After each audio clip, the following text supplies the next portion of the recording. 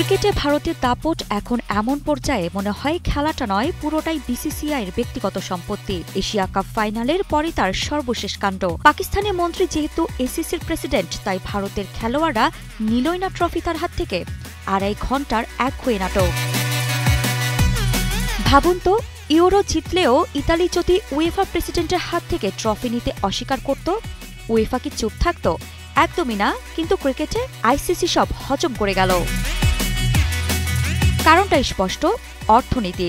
Cricket খেলে মাত্র 105 দেশ, এর মধ্যে পূর্ণ সদস্য 12, আর সেই 12 এর মধ্যে 3 দেশ ভারত, ইংল্যান্ড, অস্ট্রেলিয়া।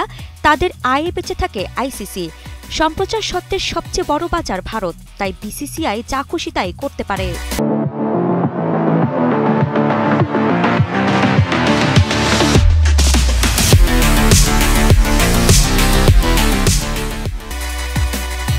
অন্যদিকে ফুটবল, ফিফার সদস্য 211 দেশ, জাতিসংঘের সবচেয়ে বড় পরিবার। তাদের আয় নির্ভর করে বৈশ্বিক স্পন্সরশিপে, কোনো এক দেশের বাজারে নয়।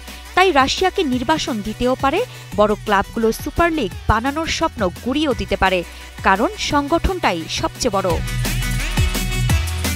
ক্রিকেটে কিন্তু উল্টো ছবি। ভারত পাকিস্তান খেলতে যাবে না, বাংলাদেশ সফর বাতিল করবে, আইসিসি কিছু বলবে না। ধনী সেনা প্রতীক লাগিয়ে নামবে, আইসিসি শুধু অনুরোধ করবে। অথচ ফিফা বা উয়েফা হলে শাস্তি এমন দিত, পরের বার কেউ সাহসী করত না। আসল কথা হলো, ভারতের এ বাহাদুরি আসলে আইসিসির দুর্বলতা। ফিফা যেখানে খেলার মর্যাদাকে সবার উপরে রাখে, আইসিসি সেখানে বোর্ডের দাস হয়ে বসে থাকে। প্রশ্ন হচ্ছে, ক্রিকেট কি খেলাই থাকবে, নাকি বিসিসিআই রাজনৈতিক নাট্যমঞ্চ হয়ে যাবে? আরিফা জাহান পিনন, কালের কণ্ঠ।